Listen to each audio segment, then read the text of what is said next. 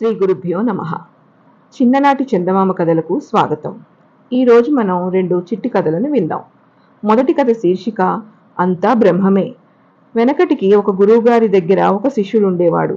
వాడు గురువుగారు చెప్పిన ప్రతి ముఖ్యం మూలంగా నమ్మేవాడు. ఒకనాడు గురువుగారు శిష్యుడితో ప్రపంచంలో బ్రహ్మ పదార్థం కానిదేదీ లేదని చెప్పాడు. నీలోనూ నాలోనూ ప్రతి రాయిలోనూ రప్పలోనూ పుట్టలోనూ చెట్టులోనూ పురుగులోనూ పుట్రలోనూ ఉన్నదంతా బ్రహ్మమే అన్నాడు. ఆ మాట శిష్యుడి బుర్రలో బాగా నాటిపోయింది. ఒకనాడు శిష్యుడు వీధి వెంట నడుస్తున్నాడు. ఎదురుగా రాజుగారి ఏనుగు వస్తుంది. మావటివాడు వీధిలో నడిచేవారిని తొలగండి తొలగండి, ఏనుగుకు పిచ్చెక్కింది అని హెచ్చరిస్తున్నాడు.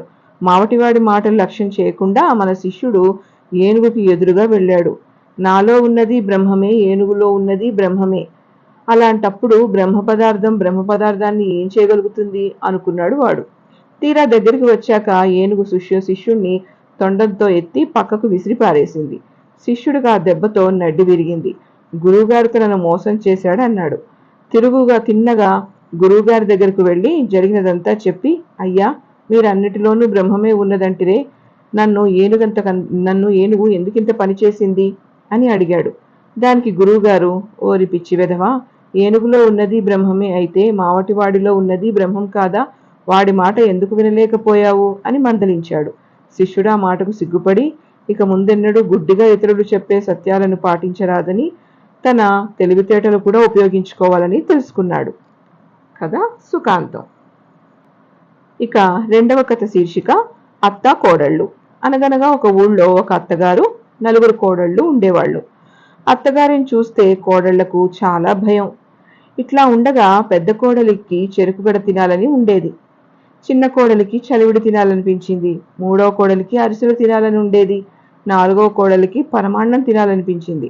చేసుకుందామంటే అత్తగారు కోప్పడుతుందని, అత్తలేనప్పుడు చేసుకుందామని సమయం కోసం చూస్తున్నారు. ఒక రోజున అత్తగారు పొలం వెళ్ళింది. అప్పుడు పెద్ద కోడలు, అత్తయ్య పొలం వెళ్ళింది, మనం కావలసినన్ని త్వరగా చేసుకుని తిందాం అంది. సరే అంటే సరే అనుకున్నారు. ఎవరికి కావలసినవి వారు తెచ్చుకుని తినబోతుండగా అత్తగారు వచ్చింది. ఆవిడ చూస్తుందని ఎవరు చేసుకున్నది వారు దాచుకున్నారు. అత్తగారు చూచి చూడనట్లు ఊరుకుంది. కోడళ్ళు ఆగలేక, అత్తయ్య అప్పుడే వచ్చారేం అని అడిగారు. అందుకామె ఇలా చెప్పింది. నేను పొలం పోతుంటే చెరుకుగడంత పాము కనిపించింది. చలిమిడి ముద్దంత రాయి విసిరాను. అరిసెంత పడగ విప్పింది. పరవాన్నంలాగా నా ఒళ్ళు పొంగిపోయింది అని ఆయాసపడుతూ చెప్పింది. కోడళ్ళు సిగ్గుపడి ఎవరి భాగంలోది వాళ్ళు అత్తగారికి కూడా పంచిపెట్టారు. అంతా ఆనందంతో తిన్నారు. కథ కంచికి మనం ఇంటికి.